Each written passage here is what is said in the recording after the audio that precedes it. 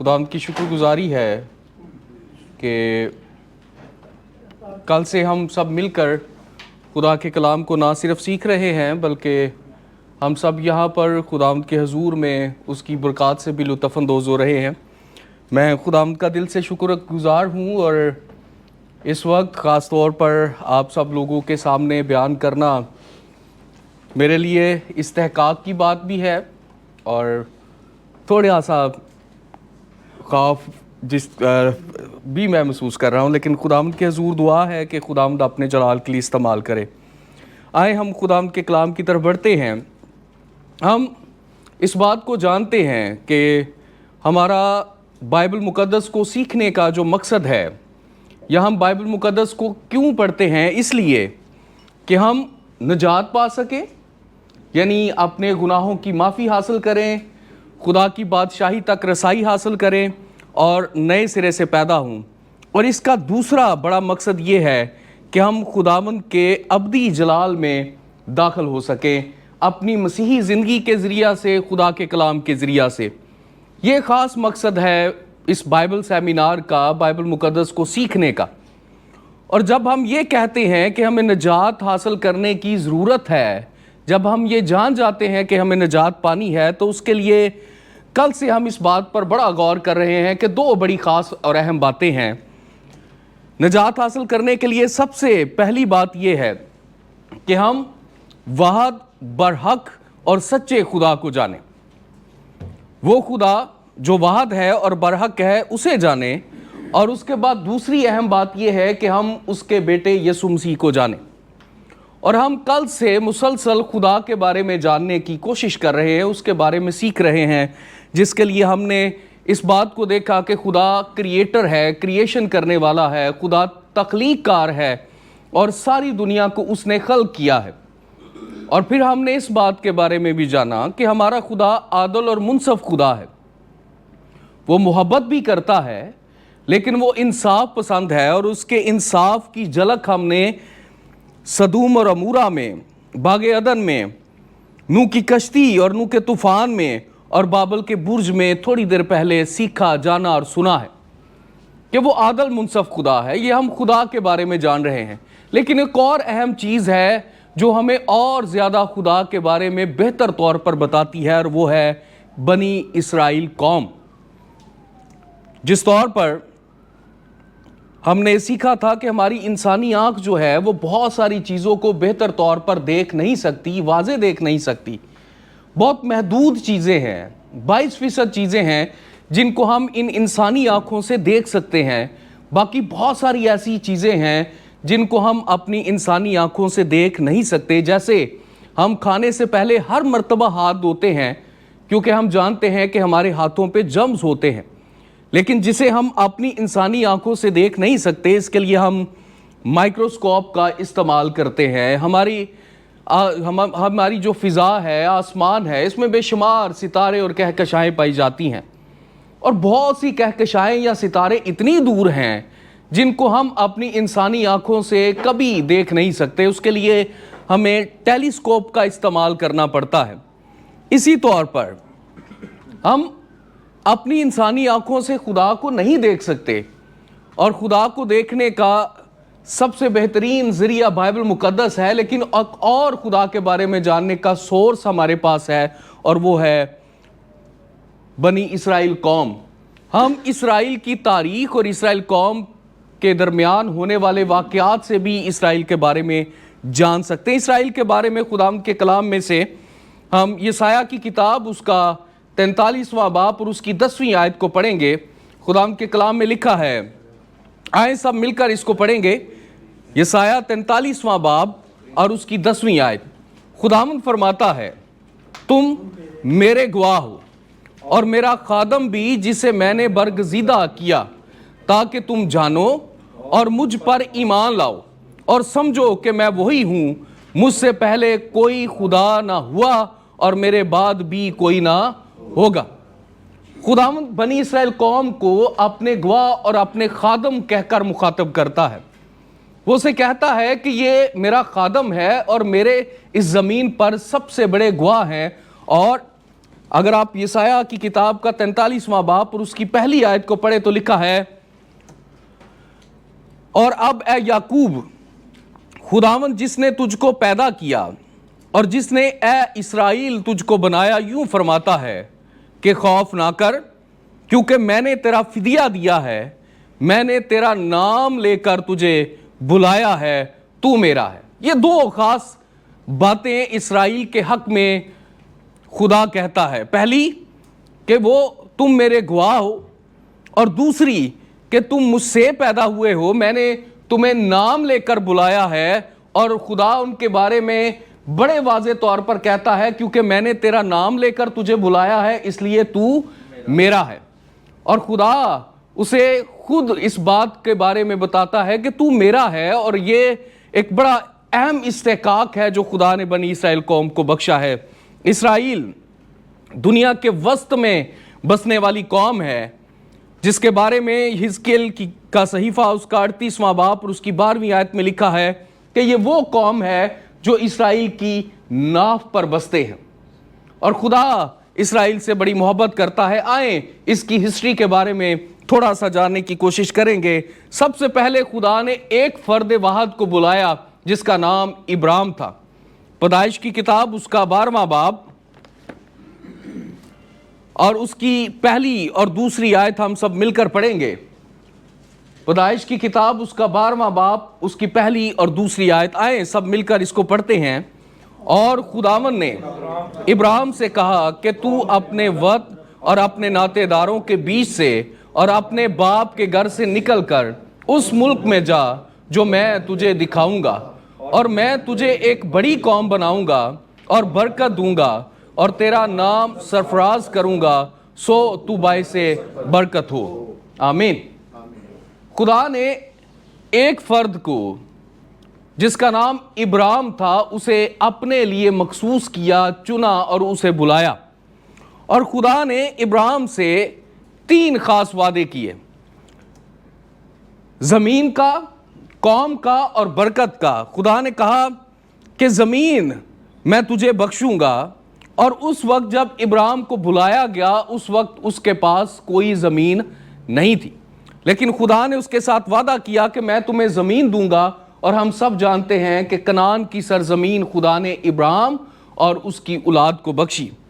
اور پھر اس کے ساتھ وعدہ کیا کہ میں تمہیں ایک قوم بناؤں گا، اور آج بھی زمین پر بنی اسرائیل قوم اس کے سبب سے قائم ہے۔ اور تیسرا برکت، اور ہم سب جانتے ہیں کہ یسوع مسیح برکت ہے جو ابراہیم کے وسیلہ سے ہم تک پہنچی۔ ابراہیم کو خدا نے بلایا، اور کے علاقہ سے چلا اور ہاران میں آیا۔ جب ابراہیم اور سے نکلا اور ہاران کی طرف سفر کرتا ہے، اس وقت ابراہیم، اس کی بیوی ساری، اس کا بھتیجا لوط اور اس کا باپ اس کے ساتھ موجود تھے۔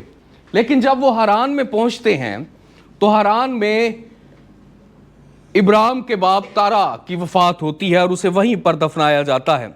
ابراہیم کو خدا نے چنا، وہ ہاران کو گیا، ہاران میں سے سکم کو گیا، اور سکم میں خدا نے ابراہیم کو اسحاق بخشا، اور اسحاق سے یعقوب پیدا ہوا، اور یعقوب کے بعد یعقوب سے اس کے 12 بیٹے پیدا ہوئے۔ اور یہ سارے کے سارے جب یعقوب کے 12 بیٹے پیدا ہوئے اور آہستہ آہستہ وہ بڑھتے چلے گئے، ان کی شادیاں ہوئیں، بچے ہوئے، اور وہ پھر ملک مصر میں چلے گئے۔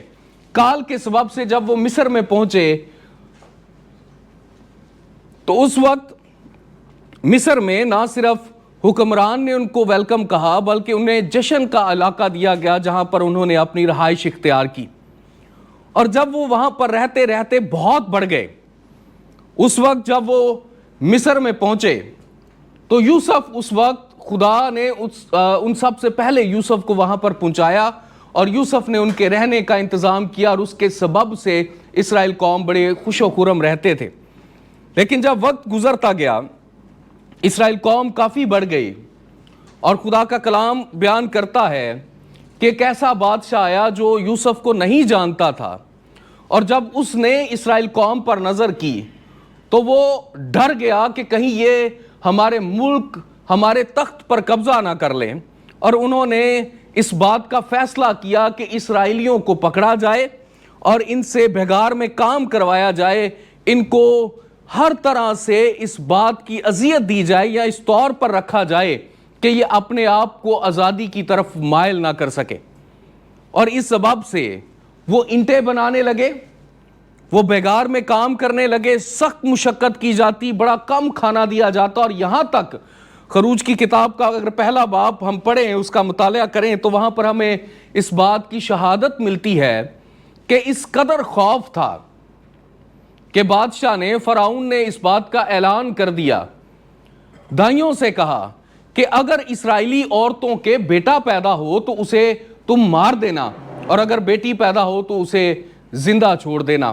اسی دور میں موسیٰ پیدا ہوا، اور خدا کے فضل کے وسیلہ سے اس کی ماں نے جب تک اس کا دودھ نہ چھڑایا گیا اسے محفوظ رکھا، چھپائے رکھا، اور اس کے بعد اس نے ایک ٹوکرے میں لپیٹ کر دریائے نیل میں بہا دیا۔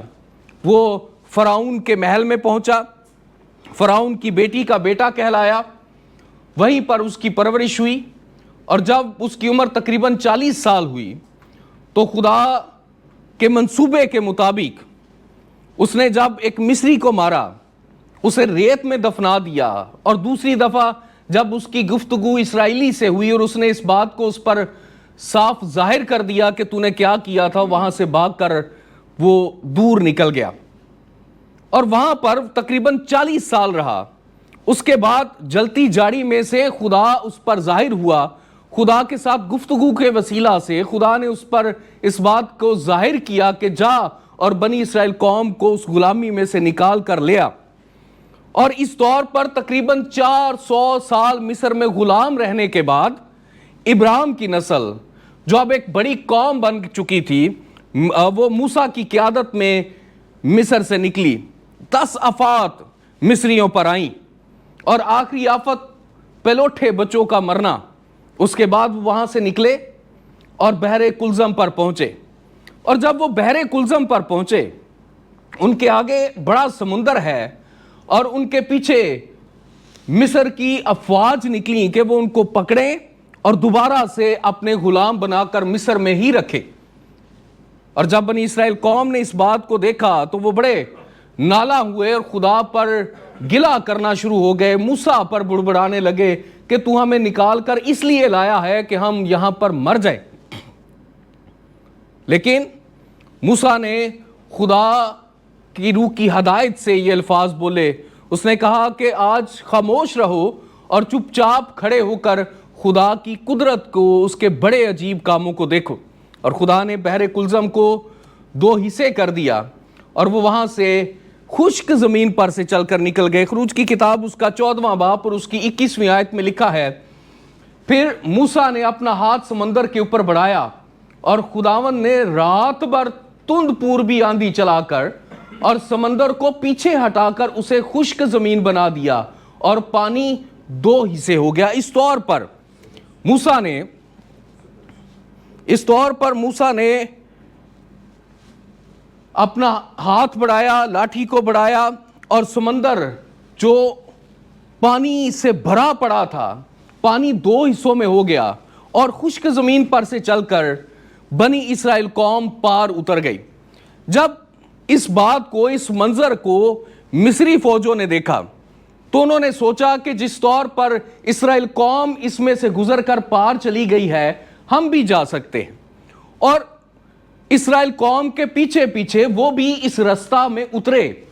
اور خدا کا کلام اس بات کو بیان کرتا ہے کہ جب وہ آدھے راستے میں پہنچے تھے تو خدا نے دوبارہ سے سمندر کو اپنی پہلی حالت میں واپس لے آیا، اور وہ سارے کے سارے مصری فوجی اور اس وقت کا مصری حاکم فرعون اس میں ڈوب کر مر گیا۔ اس بات کی شہادت ملتی ہے کہ نویبہ کے مقام پر مصر میں زیر آب زمینی پل ہے جہاں پر سے گزر کر بنی اسرائیل قوم نے بحر کلزم کو پار کیا۔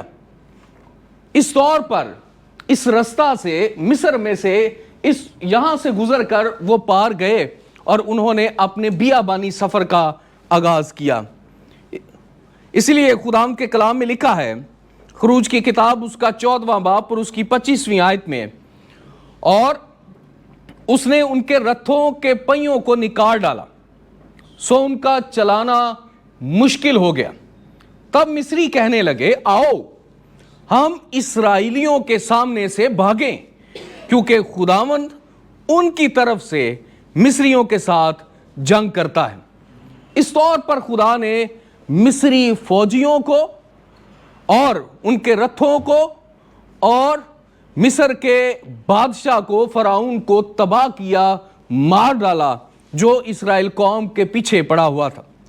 جب اس بات کی تحقیق گئی اس جگہ پر، نویبا کے مقام پر، سائنسدانوں نے اور خاص طور پر پانی کے اندر تلاش کرنے والوں نے، اسکوبا ڈائیو والوں نے وہاں پر جا کر دیکھا تو ان کو کئی قسم کی باقیات ملی، اور جب ان کا مشاہدہ کیا گیا تو ان کا تعلق اسی دور اور اسی وقت سے لگایا گیا، یا اس وقت سے ان کو ملا جس وقت وہ بادشاہ وہاں پر قائم تھا، یا جس وقت کے بارے میں بائبل مقدس کی حقائق بیان کرتے ہیں کہ اسرائیل قوم ملک مصر سے رہائی پا کر نکلی تھی۔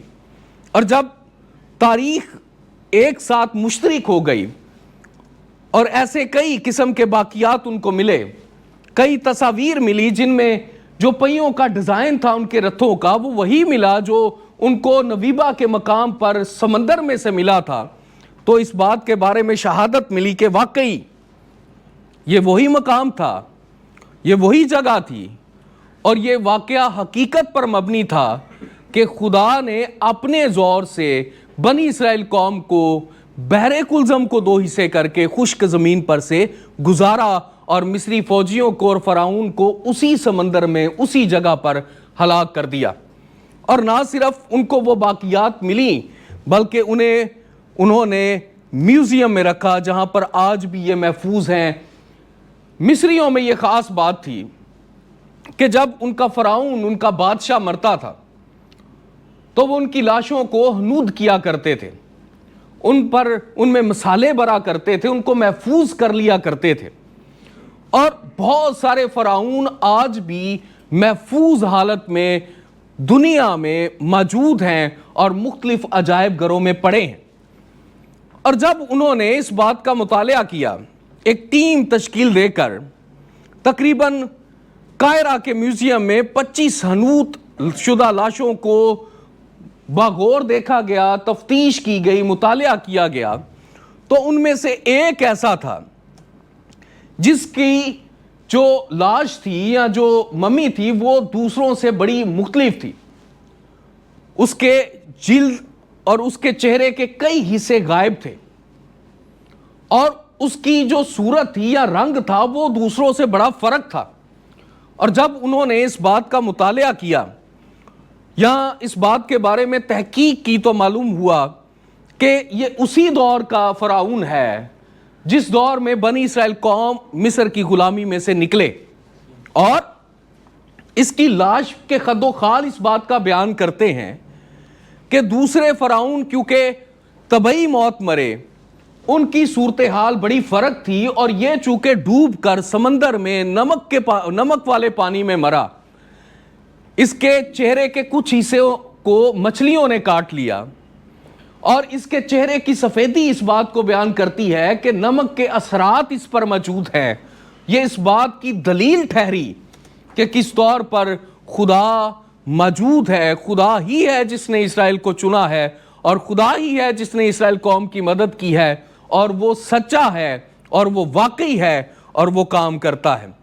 اس طور پر خداوند کے کلام میں استثناء کی کتاب اس کا 4واں باب اور اس کی 34ویں آیت میں لکھا ہے، یا کبھی خدا نے ایک قوم کو کسی دوسری قوم کے بیچ سے نکالنے کا ارادہ کر کے امتحانوں اور نشانوں اور معجزوں اور جنگ اور زوراور ہاتھ اور بلند بازو اور ہولناک ماجروں کے وسیلہ سے ان کو اپنی خاطر برگزیدہ کرنے کے لیے وہ کام کیے جو خداوند تمہارے خدا نے تمہارے لیے کیے۔ یہ خدا بنی اسرائیل قوم کے ساتھ اس بات کو بیان کرتا ہے۔ خدا کا کلام सच्चा है और इसका सबूत ना सिर्फ खुदा के कलाम में से मिलता है बल्कि तारीख में से भी मिलता है। बाइबल को ना सिर्फ तारीख साबित करती है बल्कि खुदा के कलाम को खुद खुदा का कलाम भी साबित करता है कि वो सच्चा है, हकीकी है और बिल्कुल अटल है। और खुदा खुद इस बात को बयान करता है कि किस तौर पर उसने बनी इस्राएल कौम को मिस्र की गुलामी में से निकाला है। और फिर इस्तिस्ना की किताब के 4 बाब की 35वीं आयत में लिखा है, खुदावंद कहता है ये सब कुछ तुझको दिखाया गया है ताकि तू जाने कि खुदावंद ही खुदा है और उसके सिवा और कोई है ही नहीं। खुदा के अलावा कोई खुदा है ही नहीं, इसलिए खुदा ने अपने आप को निशानों से, मोजज़ों से, अपने जोरे बाजू से उनको दिखाया कि मैं हूं, मैं मौजूद हूं और मैं तुम्हारी मदद करता हूं। इस्तिस्ना की किताब उसका 11वां बाब और उसकी 26वीं से 28वीं आयत में लिखा है, देखो मैं आज के दिन तुम्हारे आगे बरकत और लानत दोनों रखे देता हूं। बरकत उस हाल में जब तुम खुदावंद अपने खुदा के हुक्मों को जो आज मैं तुमको देता हूं मानो, और लानत उस वक्त जब तुम खुदावंद अपने खुदा की फर्मा बरदारी ना करो और उस राह को जिसकी बाबत मैं आज तुमको हुक्म देता हूं छोड़कर और माबूदों की पैरवी करो जब से जिनसे तुम अब तक वाकिफ नहीं। यह बड़ा खास पैगाम है। उसका सबब यह है कि हमारा खुदा, बनी इस्राइल का खुदा ऐसा खुदा है जो पहले फजल करता है और फिर शरीयत देता है, हुक्म देता है। ऐसा नहीं है कि खुदा पहले हुक्म देता है, पहले शरीयत देता है, पहले एक क्राइटेरिया कायम करता है और जो उस पर पूरा उतरे उस पर फजल किया जाता है, बल्कि उसने इस्राएल कौम को पहले बचाया, छुड़ाया, उस पर फजल किया, उसके बाद उनको शरीयत और अहकाम दिए और यह बात उनके सामने रखी जो बड़ी वाज़े है। खुदा ने बनी इस्राएल कौम से कहा, अगर तुम मेरे हुक्मों पर चलोगे, अगर तुम मेरी फरमाबरदारी करोगे तो तुम्हें बरकत मिलेगी।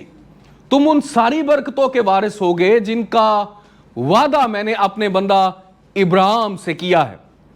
और अगर तुम उसे छोड़ देते हो, अगर तुम मेरे हुक्मों को पूरा नहीं करते, नाफरमानी करते हो, फरमाबरदार नहीं रहते, ताबेदारी छोड़ देते हो, तो याद रखो वो सारी लानतें, वो सारे अजाब जो बाइबल मुकद्दस खुदा का कलाम बयान करता है वो तुम पर नाजल होंगे। यह बड़ा एक खुला फैसला है, आम फैसला है जो खुदा ने बनी इस्राएल कौम पर छोड़ दिया, उनकी मर्जी पर छोड़ दिया।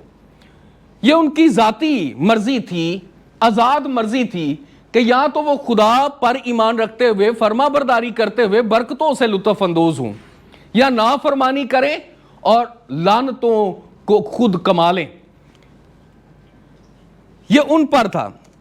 खुदा ने बनी इस्राएल से कहा कि अगर तुम फरमाबरदारी करोगे तो तुम बरकतें पाओगे और अगर तुम नाफरमानी करोगे तो लानतें पाओगे। अगर तुम खुदा की इबादत करोगे तो तुम्हें फतह याबी नसीब होगी और अगर तुम बुद्ध परस्ती की तरफ जाओगे, गैर माबूदों के आगे झुकोगे, गैर कौमों की तरह खुद को बना लोगे, अपने वाहद सच्चे और बरहक खुदा को छोड़ दोगे तो फिर लानतें तुम पर आएंगी। अगर खुदा की इबादत करोगे तो बरकत का वादा है, मुल्क मिलेगा, कौम बनेगी। लेकिन अगर तुम खुदा की नाफरमानी करोगे तो लानत तुम्हारा मुकद्दर होगी, खुशहाली, बर्बादी, रूखापन, सूखापन, सब कुछ तुम पर आएगा। आए जरा मुख्तसर तौर पर इसराइल की तारीख पर नजर दौड़ाएं।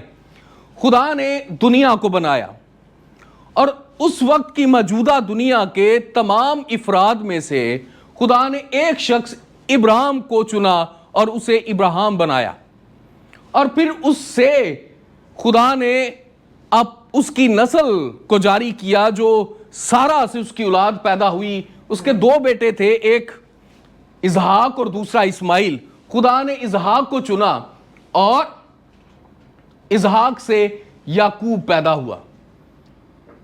اسماعیل سے عرب کے آباء و اجداد پیدا ہوئے، اسحاق سے یعقوب پیدا ہوا، اور یعقوب اور اسحاق دو بیٹے تھے، لیکن خدا نے یعقوب کو چنا اور یعقوب سے اس کے 12 بیٹے پیدا ہوئے۔ اور تقریباً 70 جانیں جو تھیں وہ اس وقت میں کال سے بچنے کے لیے مصر میں پہنچے، جہاں پر ان کو یوسف نے ریسیو کیا، یوسف نے ویلکم کہا، جشن کے علاقہ میں رکھا گیا، اور تقریباً 400 سال تک مصر میں رہنے کے بعد خدا نے موسیٰ کے وسیلہ سے ان کو مصر سے رہائی بخشی۔ اور اس کے بعد خدا نے اپنے وعدے کی تکمیل کے لیے 40 سال تک بیابانی سفر کے بعد یشوع کی قیادت میں کنعان بخشا، اور انہوں نے کنعان پر جا کر قبضہ کر لیا۔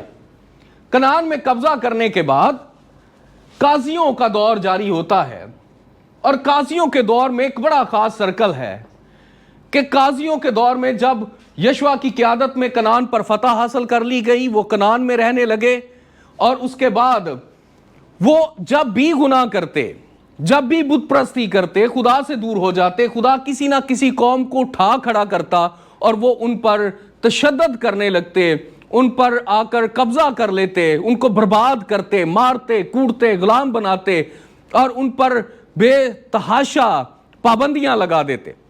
اور جو ہی وہ لوگ دوبارہ سے خدا کی طرف راغب ہوتے، معافی مانگتے، خدا کسی ایک فرد کو برپا کرتا اور اس کی قیادت میں وہ ان پر قبضہ، ان کو مارتے، ان کو نکال دیتے، اور جتنی دیر وہ قاضی جسے خدا قائم کرتا تھا قائم رہتا تھا یا زندہ رہتا تھا، وہ خدا کی عبادت کرتے رہتے، اور جو ہی وہ قاضی مر جاتا، چلا جاتا، وہ دوبارہ سے اسی سرکل میں قائم ہو جاتے۔ وہ گناہ کرتے تو لعنت کماتے، دعا کرتے، معافی مانگتے، خدا ایک شخص کو قائم کرتا، خدا رہائی دیتا، اور پھر دوبارہ جب وہ گناہ کرتے تو پھر دوبارہ لعنت کے متحت آ جاتے۔ اس کے بعد انہوں نے ایک اور کام یہ کیا کہ جب سیموئیل کا دور تھا تو اسرائیل قوم نے خدا کے سامنے ایک بادشاہ کے بارے میں اپنی رائے کو یا اپنی بات کو رکھا کہ ہمیں بھی بادشاہ دے، جس طرح دوسرے ہی قوموں کے ملکوں کے بادشاہ ہیں، ہمیں بھی ایک بادشاہ کی ضرورت ہے۔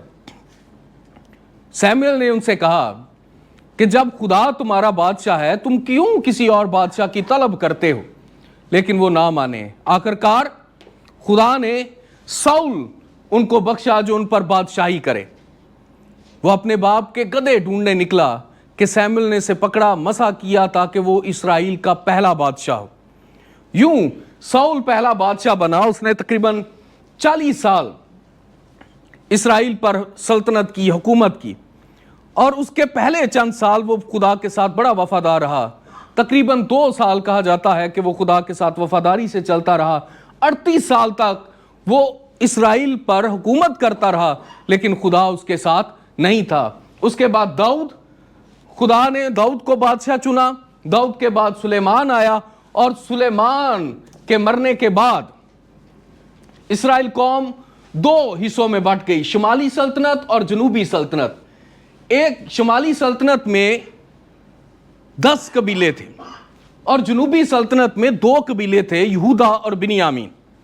اور یہ شمالی سلطنت جو تھی، اس میں تقریباً 13 بادشاہ آئے جو مختلف گھرانوں سے، مختلف قبیلوں سے تھے، اور انہوں نے خدا کے حضور کوئی ایسا کام نہیں کیا جو خدا کے حضور پسند آئے۔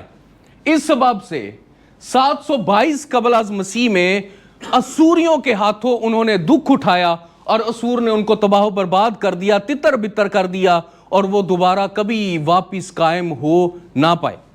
کیونکہ اسوریوں کا جو طریقہ تھا وہ یہ تھا کہ وہ کسی بھی جگہ سے جب کسی ملک کو فتح کرتے تو وہاں سے لوگوں کو اٹھاتے، اسیر کرتے، تو کسی ایسی جگہ پر لے جاتے جہاں سے وہ پہلے لوگوں کو اسیر کر کے لائے تھے، اور جب انہیں وہ وہاں پر بسا دیتے تو باقیات کے ساتھ وہ اس قدر مرج ہو جاتے کہ مخلوط نسل ہو جاتے۔ اور اسرائیلیوں میں یہ بڑی خاص بات تھی کہ وہ مخلوط نسل کو اسرائیلی نہیں مانتے تھے، اور یوں وہ دوبارہ کبھی قائم نہ ہو سکے۔ جنوبی سلطنت میں بھی تقریباً 13 سے 14 بادشاہ آئے، لیکن یہ سارے کے سارے ایک ہی قبیلہ سے تھے، داؤد کی نسل سے تھے۔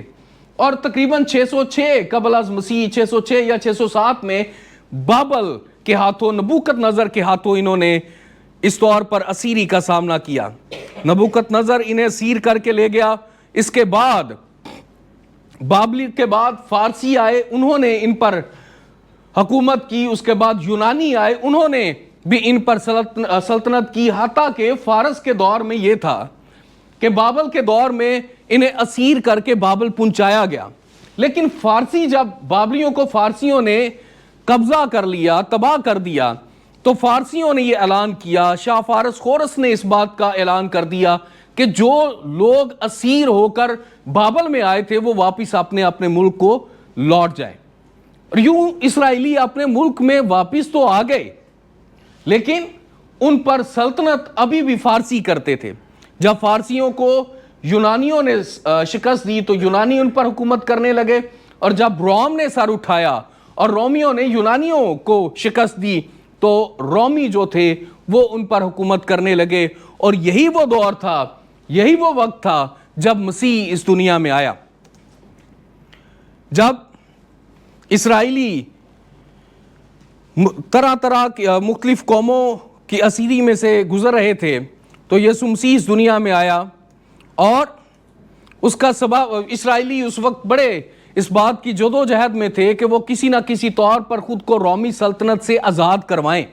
اس دور میں یسوع پیدا ہوا، چرنی میں آیا، بڑا ہوا، زمین پر وقت گزارتا رہا، اپنی خدمت کا آغاز کیا، بیماروں کو شفا دیتا رہا، مردوں کو زندہ کرتا رہا، اس نے لازر کو زندہ کیا، اس نے اپنی تعلیمات سکھائیں، بتائیں، لوگوں کو خدا کے کلام کے بارے میں، خدا کی بادشاہی کے بارے میں بتایا۔ اور اس سبب سے جو اس وقت کے مذہبی رہنما تھے، فقی فریسی تھے، وہ اس سے بڑا حسد کرنے لگے، اور وہ ہر ممکن کوشش میں تھے کہ اسے پکڑیں اور اسے قتل کریں، کیونکہ یہ ایسی تعلیم دیتا ہے، اس طور پر تعلیم دیتا ہے، بااختیار تعلیم دیتا ہے کہ ہم اس کا مقابلہ نہیں کر سکتے۔ کئی مرتبہ فقی اور فریسیوں نے یہ چاہا کہ وہ مسیح کے ساتھ ایک ایسی بات کو ایسی باتوں میں اسے پھنسائیں جس کا تعلق شریعت سے ہے، لیکن ہر مرتبہ مسیح خداوند نے انہیں بڑا مناسب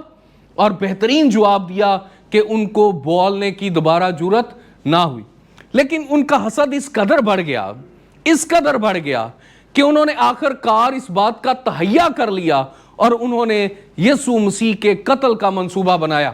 انہوں نے یہودا کو استعمال کیا، اس نے مسیح خداوند کو پکڑوایا، مسیح خداوند کی پیشیاں ہوئیں، مسیح خداوند کو اس وقت کے حاکم کے سامنے پیش کیا گیا، اور یوں مسیح خداوند کے بارے میں جو کچھ پیشن گوئیاں کی گئی تھی اس کے مطابق، یا جس مقصد کے لیے مسیح خداوند اس دنیا میں آیا تھا، اس مقصد کو پورا کرنے کے لیے مسیح خداوند کو مصلوب ہونے کے لیے دے دیا گیا۔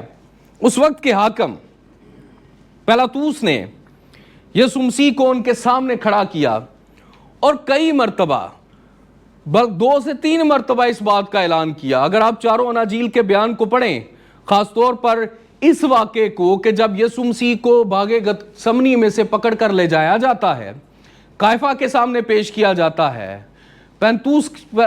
پیلاطوس کے سامنے پیش کیا جاتا ہے، تو اس سارے واقعے کو جسے چاروں اناجیل بیان کرتی ہیں، اگر آپ اس کا بغور مطالعہ کریں تو بڑا ایک منفرد سا سیکونس ہے۔ کئی مرتبہ وہ اس بات کو بیان کرتا ہے، بلکہ ایک اناجیلی بیان میں لکھا ہے کہ اس کی بیوی تک نے اسے کہا کہ میں نے اس آدمی کے سبب سے رات بھر بڑا دکھ اٹھایا ہے، اسے جانے دے، اسے کچھ نہ کر۔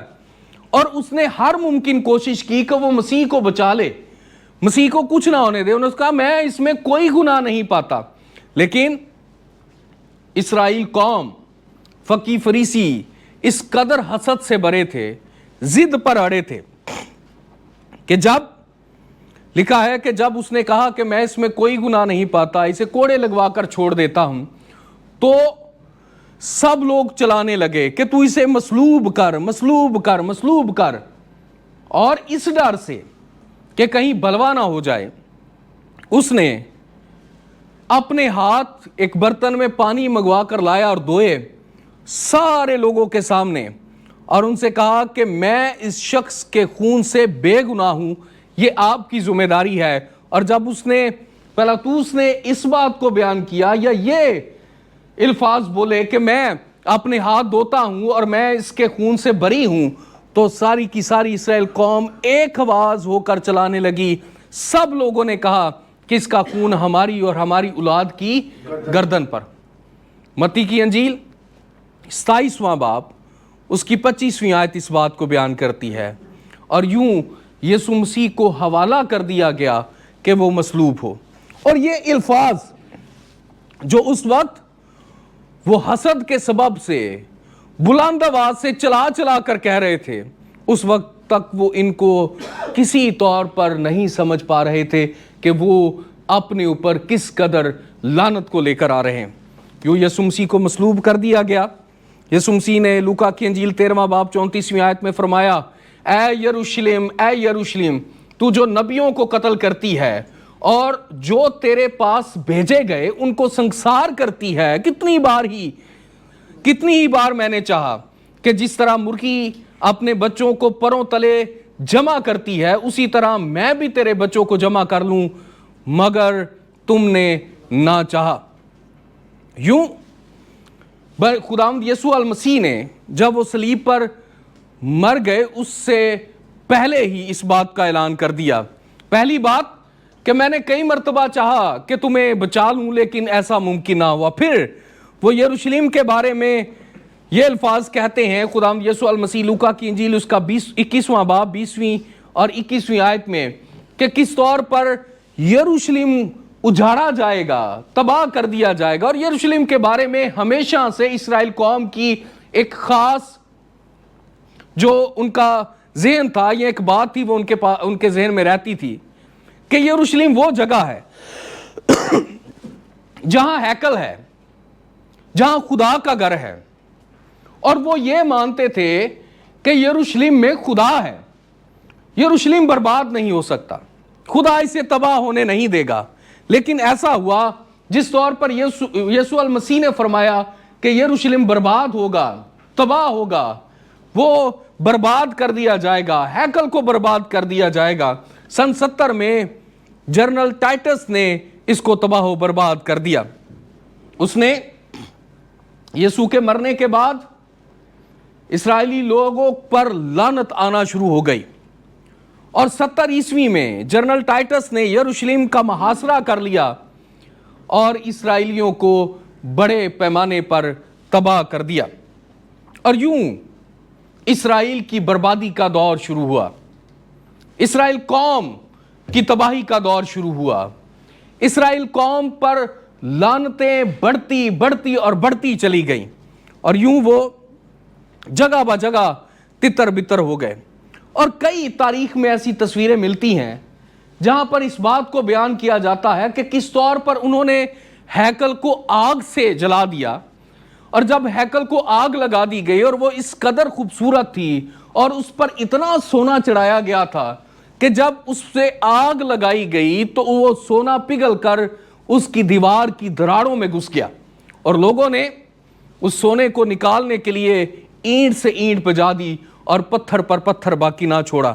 یاد رکھیں یہ اسی سبب سے تھا جو خدا نے اسرائیل قوم کو بتایا تھا یا انہیں تنبیہ کی تھی، اور ان سے پہلے ہی کہہ دیا تھا۔ احبار کی کتاب 26واں باب اس کی 21ویں آیت میں لکھا ہے، اور اگر تمہارا چال چلن میرے خلاف ہی رہے اور تم میرا کہا نہ مانو تو میں تمہارے گناہوں کے موافق تمہارے اوپر اور 7 گنا بلائیں لاؤں گا۔ اور یوں ان کی جو بلائیں تھیں وہ بڑھتی چلی گئی۔ احبار 26واں باب اس کی 23ویں 24ویں آیت میں لکھا ہے، اور اگر ان باتوں پر بھی تم میرے لیے نہ سدھرو بلکہ میرے خلاف ہی چلتے رہو تو میں بھی تمہارے خلاف چلوں گا، اور میں آپ ہی تمہارے گناہوں کے لیے تم کو اور 7 گنا ماروں گا۔ 27ویں 28ویں آیت میں لکھا ہے، اور اگر تم ان سب باتوں پر بھی میری نہ سنو اور میرے خلاف ہی چلتے رہو تو میں اپنے غضب میں تمہارے برخلاف چلوں گا اور تمہارے گناہوں کے باعث تم کو 7 گنی سزا بڑھا دوں گا۔ اور 29ویں آیت میں لکھا ہے، اور تم اپنے بیٹوں کا گوشت اور اپنی بیٹیوں کا گوشت کھانا پڑے گا۔ اس لیے استثناء کی کتاب اس کا 28واں باب اور اس کی 53ویں آیت میں لکھا ہے، تب اس محاصرہ کے موقع پر اس آڑے وقت میں تو اپنے دشمنوں سے تنگ آ کر اپنے ہی جسم کے پھل کو، یعنی اپنے ہی بیٹوں اور بیٹیوں کا گوشت جن کو خداوند تیرے خدا نے عطا کیا ہوگا کھائے گا۔ یہ ساری باتیں ممکن ہوئی، ایسا ہی ہوا کیونکہ اسرائیل قوم نے کبھی خدا کی طرف واپس آنے کو ترجیح نہ دی، بلکہ وہ خدا سے دور ہوتے چلے گئے۔ اور ان کا یہ بیان جو انہوں نے مسیح خداوند کے صلیبی موت کے وقت دیا تھا، جب اسے صلیب چڑھانے کے لیے، قتل کرنے کے لیے مانگا تھا، یہ ان کے لیے سب سے بڑا پھندا ثابت ہوا۔ اس کے بارے میں کئی تاریخ دان، کئی فلاسفر، کئی لوگوں نے کئی باتیں لکھی۔ پہلی صدی میں یہودیوں کا تاریخ دان اس بارے میں لکھتا ہے کہ پہلی صدی کا یہودی مورخ اور فوجی رہنما تھا جو یہودی جنگ کے لیے مشہور تھا اور یروشلم میں پیدا ہوا تھا۔ اس نے اپنی کتاب میں اس بات کو لکھا کہ کس طور پر رومیوں نے یروشلم کو تباہ و برباد کیا۔ یہ اس بات کی دلیل دیتا ہے، ثابت کرتا ہے تاریخ میں، اور وہ اس بات کو اس طور پر بیان کرتا ہے۔ اس کے بعد جب اسرائیل قوم یروشلم کی بربادی کے بعد ان کو چھوڑ کر نکل گئے، تو ایک جرمن تاریخ دان اس بات کو بیان کرتا ہے کہ جب میں اسرائیل کی تاریخ دیکھتا ہوں تو مجھے لگتا ہے کہ یہودیوں کا خدا مر چکا ہے، کہ اس قدر ان پر لعنت آئی، اس قدر ان پر تباہی اور بربادی آئی، اس قدر وہ پستے چلے گئے، اس قدر ان کی زندگیوں میں لعنت قبضہ کر بیٹھی کہ وہ ان کی تاریخ دیکھ کر اس بات کا اندازہ لگاتا ہے۔ احبار 26واں باب 32ویں اور 33ویں آیت میں لکھا ہے کہ اگر تم میرے حکموں پر عمل نہ کرو گے تو تمہاری لعنت یا سزا یہ ہوگی، اور میں ملک کو سونا کر دوں گا۔ تمہارے دشمن جو وہاں رہتے ہیں اس بات سے حیران ہوں گے، اور میں تم کو غیر قوموں میں پراگندہ کر دوں گا، اور تمہارے پیچھے پیچھے تلوار کھینچے رہوں گا، اور تمہارا ملک سونا ہو جائے گا، اور تمہارے شہر ویرانہ بن جائیں گے۔ اور پھر 64ویں آیت میں، استثناء 28واں باب 64ویں آیت میں لکھا ہے، اور خداوند تجھ کو زمین کے ایک سرے سے دوسرے سرے تک تمام قوموں میں پراگندہ کرے گا، وہاں تو لکڑی اور پتھر کے اور معبودوں کی جن کو تو یہاں اور تیرے باپ دادا جانتے بھی نہیں پرستش کرو گے۔ اور یوں خدا نے ان کو ساری دنیا میں تتر بتر کر دیا۔ جب اسرائیل یروشلم کا محاصرہ کیا گیا، رومیوں نے یروشلم کو آگ لگا دی، تباہ کر دیا، تو اس وقت یہودی یروشلم سے نکل کر دنیا کے مختلف کونوں میں جہاں کہیں ان کو جگہ ملی وہاں پر جا کر وہ رہنا شروع ہو گئے۔ لیکن موت نے، تلوار نے، لعنت نے کہیں پر بھی ان کا پیچھا نہیں چھوڑا، اور تاریخ اس بات کی گواہ ہے کہ اسرائیل قوم کس قدر اذیت میں سے گزری، اور کس قدر ان پر ظلم کیے گئے، کس قدر ان پر تباہی لائی گئی، کس قدر ان کو مارا گیا، کوٹا گیا۔ وہ مختلف ملکوں میں مختلف قوموں کے ہاتھوں دکھ اٹھاتے رہے، پرسیکیوشن کا شکار رہے، تشدد کا شکار رہے، مارے جاتے رہے، ذبح کیے جاتے رہے۔ اور اس طور پر دوسری جنگ عظیم میں 60 لاکھ یہودیوں کو نازی فوجوں نے، جرمنی کے لوگوں نے قتل کر دیا۔ ان کا جنرل جو ایک بڑا نامور شخص ہے، اس نے، ہٹلر نے اس بات کا اعلان کر دیا کہ اس دنیا میں سے وہ یہودیوں کو ختم کر دے گا، کسی یہودی کو وہ زندہ نہیں چھوڑے گا، کسی یہودی کو وہ قائم نہیں رہنے دے گا۔ اور اس بات کے لیے، یا اس بات کی تکمیل کے لیے، اس نے پکڑ پکڑ کر یہودیوں کو قتل کرنا شروع کر دیا۔ اور اس کے بارے میں لکھا ہے کہ یہ انسانی تاریخ کا سب سے بڑا ظلم و ستم اور تباہی تھی، کہ اسے مرگ انبوہ کہا جاتا ہے۔ اس سے بڑا ظلم کہیں دیکھنے کو نظر نہیں آتا۔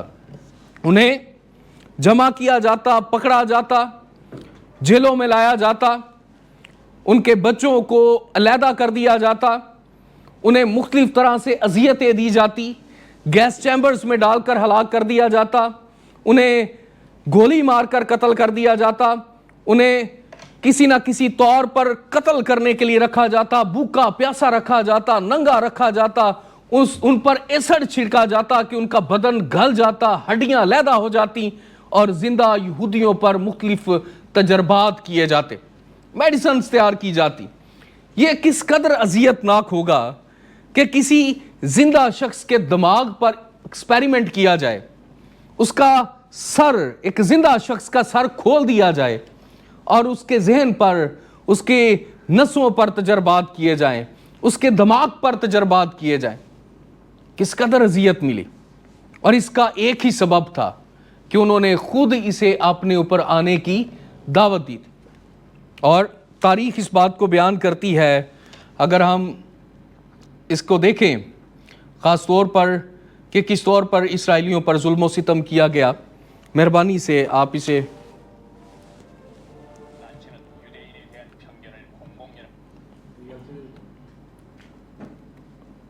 ایک ویڈیو کلپ دیکھیں گے.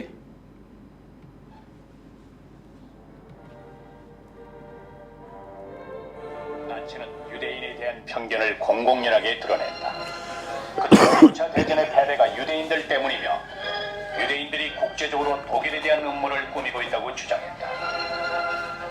나치의 망상은 끝이 없었다. 지난번 전쟁이 끝난 후 유대인들이 유럽의 도시로 몰려들었습니다. 그들은 작은 기생충처럼 유럽 국가 속으로 파고들어 수천 년 된 문화를 위협하고 범죄를 저지르며 부정부패와 혼란을 야기하고 있습니다. 이후 히틀러는 비밀리에 유대인 말살을 명령했다.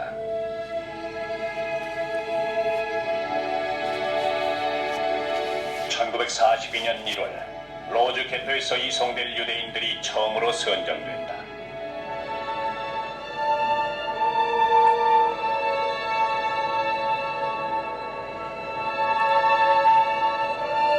나치는 노역을 할 수 있는 사람들과 할 수 없는 사람들을 분류했다. 일단 나치는 사람들을 남자들과 여자들, 아이들로 나누었다. 그리고 그 중에서 바로 처형할 사람들을 골라냈다. 헝가리에서 열차가 도착할 때마다 그 열차에 타고 있던 유대인 75%가 가스실로 직행했다.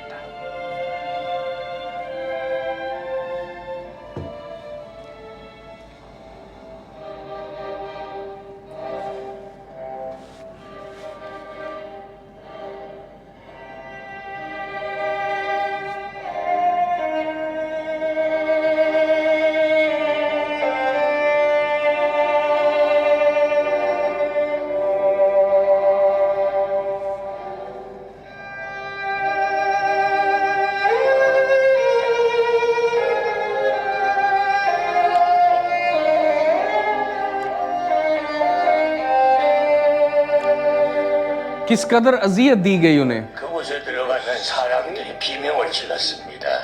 모두들 어찌할 바를 모르고 손톱으로 벽을 긁으며 가스에 질식할 때까지 ایسے ایسڈز ڈالے گئے کہ ان کا بدن گل گیا. 지금도 눈을 감으면 그 모습이 떠오릅니다. 아이를 품에 안고 서 있던 어머니들의 마지막 모습이. اور جب انہیں دفن کرنے کی بھی جگہ نہ ملی تو اجتماعی قبروں میں انہیں دفن کر دیا گیا. اس طور پر بے حرمتی کی گئی ان کی.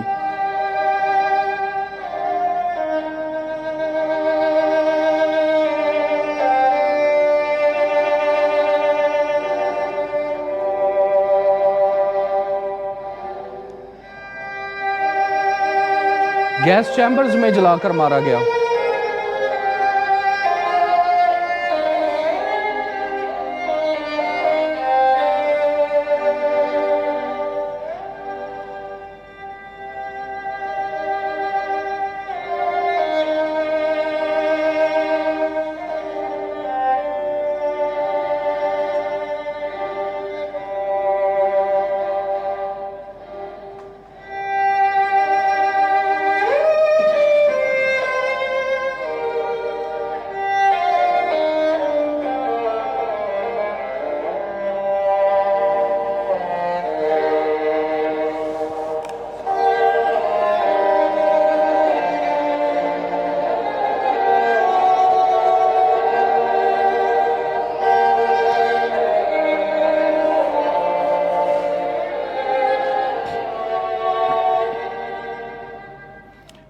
किस कदर उन्हें अजियत का सामना करना पड़ा, अजियत से गुजरना पड़ा जब उन्होंने अपने ऊपर खुद इसको लेकर आए, जब उन्होंने इस बात को रद्द कर दिया जो फर्माबरदारी है, खुदा की फर्माबरदारी करना छोड़ दी।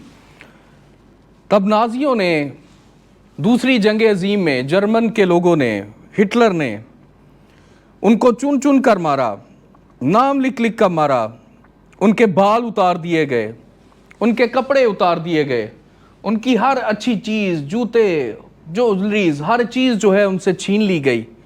और इस तौर पर वो आज भी अमेरिका में अजायब घर में मौजूद है कि किस कदर उनको अजियत दी गई। ये सारी चीज़ें उनके अमेरिका के एक अजायब घर में मौजूद हैं। याद रखें, खुदा ने उनसे कहा था कि अगर तुम मेरी इबादत करोगे, फर्माबरदारी करोगे, तो तुम्हें मुल्क भी मिलेगा, तुम एक कौम भी रहोगे और तुम बरकत पर बरकत पाओगे। यहां तक लिखा है, खुदा ने इब्राहिम से कहा कि जो तुझे बरकत देगा मैं उसे बरकत दूंगा, जो तुझ पर लानत करेगा मैं उस पर लानत भेजूंगा। किस कदर बड़ी बरकत से खुदा ने इस कौम को नवाजा। लेकिन खुदा ने कहा कि अगर तुम नाफरमानी करोगे तो ये सारी बरकतों को मैं लानतों के साथ बदल दूंगा और तुम किसी मुल्क के वारिस नहीं रहोगे, बर्बाद वैरान तुम्हारा मुल्क कर दूंगा, तितर बितर कर दूंगा, तुम्हें पूरी दुनिया में भेज दूंगा, तबाह कर दूंगा, तुम्हें कोई कौम नहीं रहोगे, इकट्ठे नहीं रहोगे, तुम पूरी दुनिया में फैल जाओगे, तितर बितर हो जाओगे, तुम्हारी कोई हकीकत नहीं रहेगी, तुम कोई कौम नहीं रहोगे, तुम्हारे कोई हकूक नहीं रहेंगे, जो तुम्हें देखेगा मारेगा, कत्ल करेगा और तुम्हें अजियतें पहुंचाएगा, और जो बरकत थी वो लानत बन जाएगी और तुम सताए जाओगे। लेकिन याद रखें, खुदा के कलाम में लिखा है लूका की इंजील 23वां बाब 21वीं आयत में कि जब हरे दरख्त के साथ ऐसा करते हैं तो सूखे के साथ क्या कुछ ना किया जाएगा। जब इस सबब से कि जब उन्होंने खुदा की नाफरमानी की, खुदा को छोड़ दिया, खुदा ने अपनी उस कौम के साथ जिसके बारे में लिखा है कि तुम दुनिया में मेरे गवाह हो, जिसके हक में खुदावंद खुद फरमाता है कि मैंने तेरा नाम लेकर तुझे बुलाया है, जिसके बारे में खुदा ये दावा करता है कि तू मेरा है, उसके साथ ये सलूक करता है, तो सूखे के साथ, गैर अकवाम के साथ खुदा क्या कुछ ना करेगा। जो खुदा को नहीं जानेंगे, खुदा ने इस जमीन पर इसराइल को अपने लिए रखा है। इसलिए याद रखें, ये बड़ी अहम बात है कि जब खुदा ने अपनी बरगजीदा कौम के साथ ये सब कुछ किया, उनके साथ इस हद तक किया, इस कदर सजाएं दी गई, तो बाकी लोगों के साथ क्यों वो ऐसा ना करेगा। यहूदियों ने यीशु मसीह को कत्ल क्यों किया, उसका पहला और सबसे बड़ी वजह यह थी कि वो बाइबल मुकद्दस में से यीशु को नहीं जानते थे। वो इल्फाज के तौर पर तो जानते थे, पहला कुरिन्थियों उसका 8वां बाब 2री आयत इस बात को बयान करती है कि वो यीशु मसीह को नहीं जानते थे। वो मसीहा के इंतजार में तो थे, लेकिन जब वो आ गया तो उन्होंने उसे पहचानने और उसे कबूल करने से इनकार कर दिया। दूसरी वजह यह थी कि वो सिर्फ अपने जिस्मानी मामलात पर गौर करते रहते थे। उनके लिए उनका बदन, उनकी तहारत, उनके कपड़े, उनका कल्चर, उनका रहन सहन और उनके दर्जात बड़े अहम थे। लेकिन इसके अलावा उन्हें अपनी रूह की किसी तौर पर कोई फिक्र ना थी। और तीसरी बात यह थी कि उन्हें अपने रूह के मसले से कोई दिलचस्पी नहीं थी।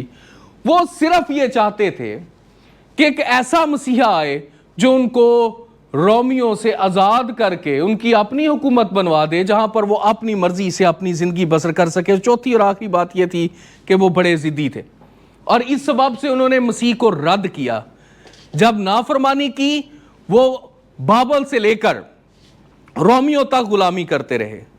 जब मसीह को रद्द कर दिया तो खुदा के कलाम के मुताबिक अगर तुम फिर भी वापस ना आओगे तो मैं तुम्हारी लानतों को, सजाओं को और बढ़ा दूंगा।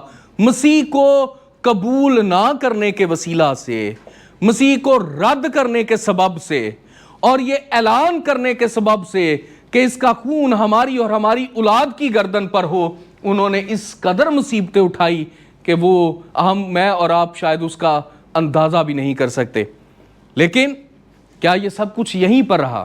نہیں. کیا ہمیشہ اسرائیل قوم ایسی ہی رہی؟